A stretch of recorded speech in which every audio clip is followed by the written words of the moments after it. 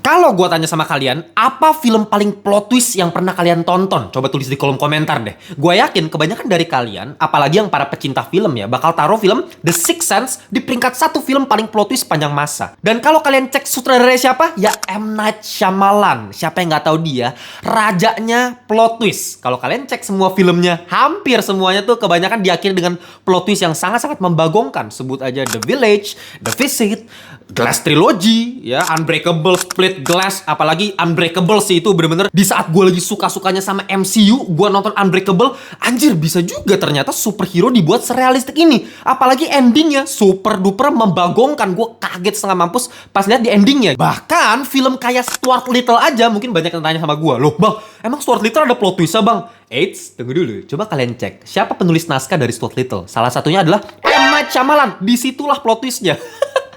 Film kayak Stuart Little ditulis sama M. Night Shyamalan ya. Mungkin Avatar juga salah satunya adalah yang paling gila ya plot twistnya. Ya plot twistnya lebih ke setelah nonton film jadi tolol. Tapi sisanya memang banyak banget film yang plot twistnya gila-gilaan. Nah, tapi untuk film yang kali ini gue bakal bahas adalah anaknya dari M. Night Shyamalan, yaitu Isyana Shyamalan yang bikin filmnya. Ini adalah film debutannya dia, dan apakah darah dari bapaknya, darah plot twist itu masih mendarah daging di dia, dan filmnya akan menjadi plot twist yang membagongkan seperti film-film yang dibuat sama bapaknya? Kita bahas sekarang.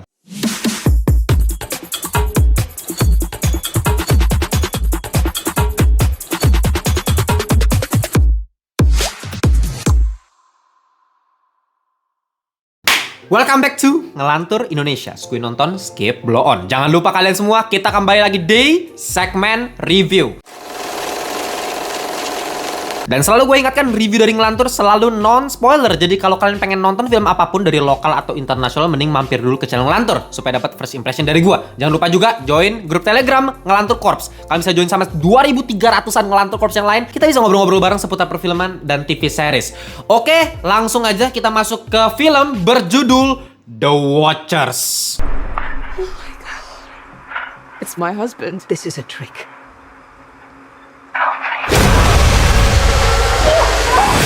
Ya, nggak cuma Indonesia yang sedang mengalami perubahan dalam industri perfilman, dunia pun sedang mengalami industri perfilman yang luar biasa. Lagi pergantian generasi nih tampaknya nih. Kalau misalnya kemarin kita udah bahas film Monkey Man, yaitu Dev Patel baru debut jadi sutradara, meskipun masih banyak yang mentah gitu ya, tapi kerasa banget dia punya potensi gitu. Nah, sama. Kali ini adalah si Isyana Shyamalan sebagai anaknya M. Night Shyamalan, sutradara terkenal. Dan kali ini ya anaknya ini lagi pengen melakukan debut pertama untuk menjadi sutradara. Nah, film pertamanya ini diadaptasi dari novelnya A.M. Shine yang mengisahkan seorang perempuan bernama Mina yang memang kerjanya itu di toko hewan di Irlandia.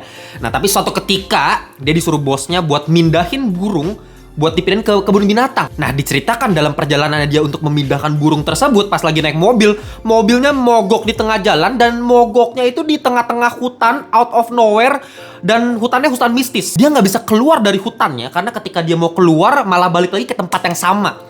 Akhirnya dia ketemu sama 3 orang yang sama-sama terjebak di hutan tersebut. Dan mereka semua itu ngumpul di satu bangunan yang cukup unik ya. Bangunan itu kayak semacam akuarium. Nah, kalian bisa lihat nih di posternya nih, ya kan?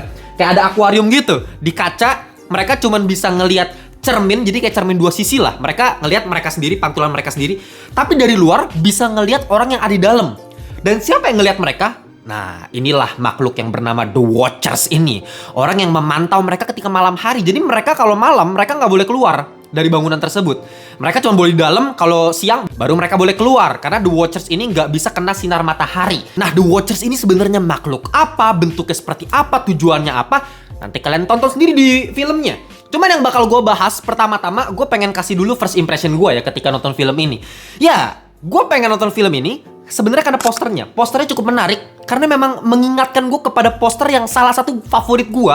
Bahkan gue pernah bahas di Movie Lovers Panel. Kalau kalian pengen ikutin Movie Lovers Panel dari Ngelantur, jadi kegiatan untuk mengisi panel-panel dari film terbaik lah, film favorit kita, musik dari film terbaik, itu semua kita bahas di membership community di Ngelantur Thinking. Nah, kalian bisa join membership community mulai dari 1.000 per hari di Critical Thinking dan bisa upgrade di Ngelantur Thinking. Salah satunya ya ikutin Movie Lovers Panel dari Ngelantur gitu. Nah, gue pernah bahas poster film favorit gue, yaitu filmnya The Silence of the Lambs. Itu posternya gue suka banget, penuh dengan semiotika. Jadi memang secara visual tuh nggak lazim, tapi banyak yang kita bisa bedah dari simbolisasi ngengat di situ. Ngengatnya ada motif tengkorak yang kalau kita telusuri lagi sebenarnya ada wanita bugil yang membentuk tengkorak itu. Nah, itu melambangkan film The Silence of the Lambs itu kita bisa bedah, dan gue udah pernah bahas itu di membership community.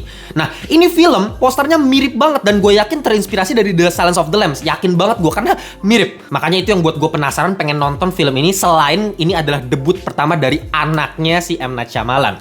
Nah, tapi ketika gue nonton film ini di awal-awal ya, jujur aja langsung diteror di opening scene-nya, menandakan ini memang film horor gitu, mencekam suasananya. Langsung dikasih lihat The Watchers yang meneror seseorang, seperti biasa lah ya, film-film misteri, film-film yang thriller horor supranatural, pasti di awal-awal kan terornya duluan tuh di opening scene-nya. Nah, tapi di opening scene itu menurut gue terlalu gelap secara visual ya.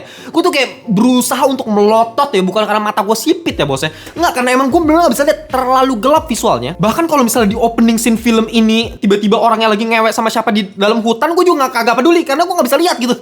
Literally kayak gelap banget. Ya gue tahu memang tujuannya itu dibuat supaya visualnya mencekam gitu, menandakan ini film horor malam-malam. Karena kalau gue pikir-pikir lagi ya, dari segi letak geografis, apa wilayah geografis yang paling bisa dibuat menjadi film horor? Coba kalian bisa jawab di kolom komentar gak? Ya menurut gua nomor satu pilihannya udah pasti laut lah ya. Laut, karena memang itu berlawanan dengan natur kita sebagai manusia. Kita makhluk darat, kita paling takut sama laut lah, sama air gitu. Itu bukan habitat kita, makanya kalau misalnya tenggelam itu yang paling serem. Bahkan di zaman dulu kalau kalian tahu, laut itu dianggap sebagai wilayahnya iblis gitu, karena itu memang nggak tersentuh lah sama manusia. Kita nggak bakal bisa menandingi kekuatan dari lautan. Tapi kalau kita pikir, letak geografis yang paling mencekam kedua apa?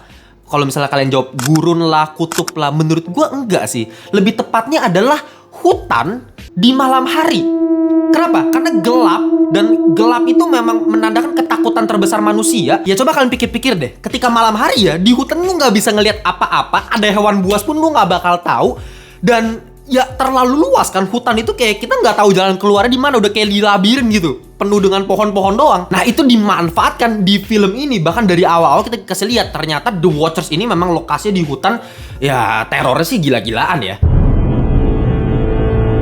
Dan ditambah lagi kalau kita ngomongin dari segi teknisnya, ya bagus semua. Ngomongin sound design, itu makhluk-makhluk The Watchers ini dari suaranya itu ngeri gitu. Apalagi lu nonton di bioskop, ini memang wajib sih nonton di bioskop, karena sound design itu cakep banget.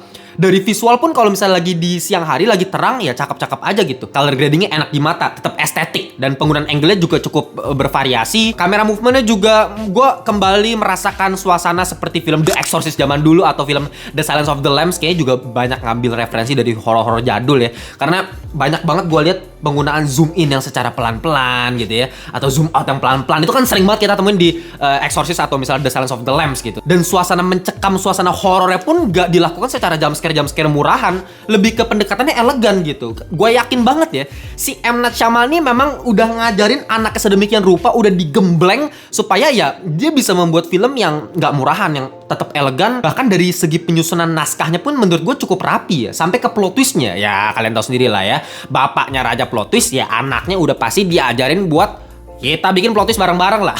Kan produsernya juga tetap si M. Night Shyamalan gitu. Ya anaknya di sini memang masih memegang darah dari seorang raja plot twist. Jadi ya secara teori memang rapi aja plot twistnya gitu, nggak patah sama sekali. Kayak misalnya dia ada taruh Chekhov's gun di awal supaya meledak di akhir, itu tetap dapat gitu. Red herringnya untuk membuat masyarakat audiens itu tergiring opininya ke sini, ternyata begini. Nah, hal-hal seperti itu secara teoritis masih dilakukan sama si Isyana Shyamalan. Jadi secara plot twist, secara teori itu nggak ada masalah. Tapi yang jadi masalah adalah secara eksekusinya. Karena lagi-lagi yang harus kita ingat, ini adalah debut film pertamanya si Isyana. Kita nggak bisa harap apa-apa, karena kalau misalnya ngomongin secara fase, itu memang harus dibentuk lewat pengalaman. Pengalaman tuh nggak bisa bohong ya. Berkali-kali gue udah bilang kan. Kemarin gue bahas film Ipar Adalah Maut. Kalau kalian pengen cek reviewnya, nah itu kan eksekusinya kan murahan gitu, kayak sinetronable banget gitu, kayak cringe, alay.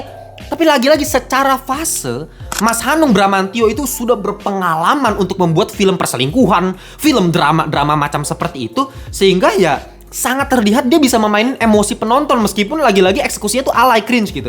Nah, Isyana kebalikannya, ketika dia mempunyai konsep yang keren, teorinya bagus semua, nggak ada yang salah gitu ya, secara plot twist nggak patah sama sekali, tapi dia nggak bisa mainin tempo jantung penonton. Nah, untuk bisa menguasai pengaturan tempo jantung penonton tersebut, itu nggak bisa dilakukan dengan hanya sekedar teori doang. Lu mau kuasain 1790 teori di kepala lu bisa master semua teori-teori plot plot twist yang ada di buku-buku pelajaran perfilman gitu ya. Kalau lu nggak ada pengalaman dalam membuat film sebelumnya, pasti hasilnya mentah. Sama kayak si Isyana nih. Sutradara dalam sebuah film itu ibarat dirijen dalam sebuah orkestra.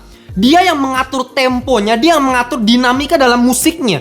Kapan harus crescendo, kencang gitu kan. Kapan harus pianissimo, pelan. Nah, sama, sutradara harus bisa ngatur fasenya ketika penonton lagi pengen dibuat ketakutan lepas. Tapi kapan harus ditahan, kapan ekspektasi penonton yang harusnya mau takut tapi malah dialihin gak jadi takut.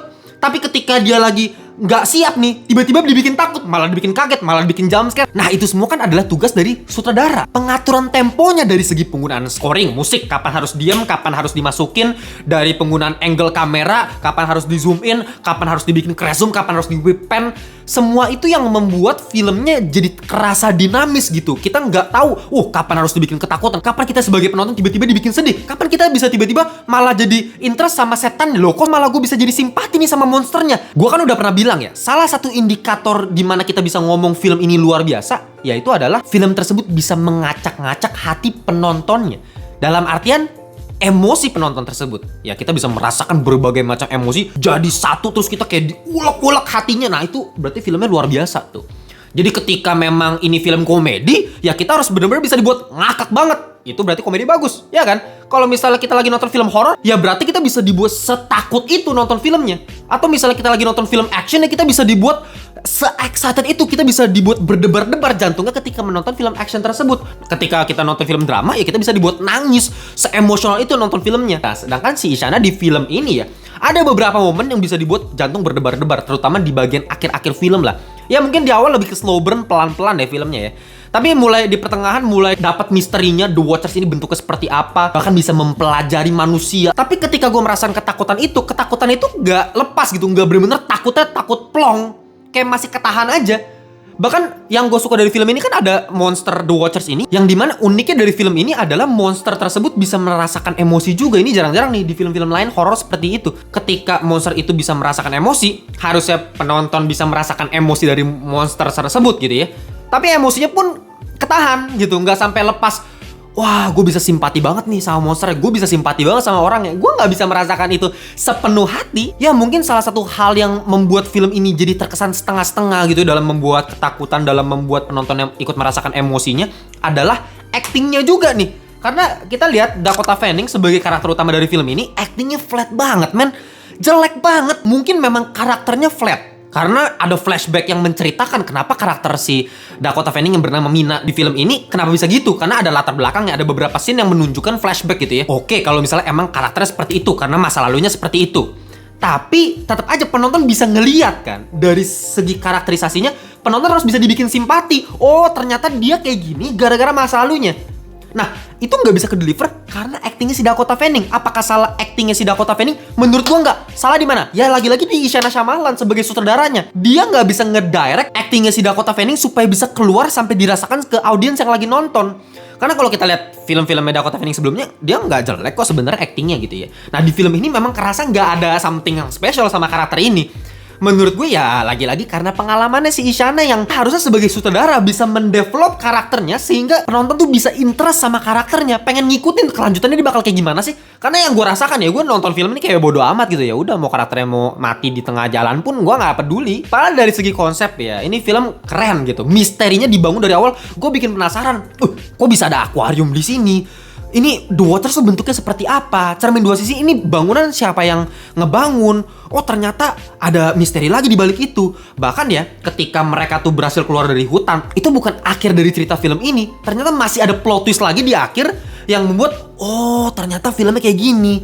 Dan plot twistnya rapi-rapi aja gitu. Ya gua nginget sepanjang film gua nonton dari awal, oh ya make sense juga ya. Ternyata dari awal karakternya gini. Apalagi yang sebenarnya bikin film ini menarik adalah penggabungan dengan mitologi Irlandia mengenai peri-peri. Nah, mitologi tersebut dimasukkan sebagai eksposisi cerita dari film ini dan dibungkus dengan cukup rapi plotnya, meskipun masih ada beberapa plot hole juga, masih ada yang kerasa menjanggal, kayak contohnya ya si Mina nih pertama kali kejebak di hutan. Ya lu bayangin lu tiba-tiba terjebak dalam hutan, lu nggak bisa kemana-mana, masa lu nggak histeris? Ya lu mau secuek apapun, lu mau sesikopat apapun, lu pasti ketakutan gak sih?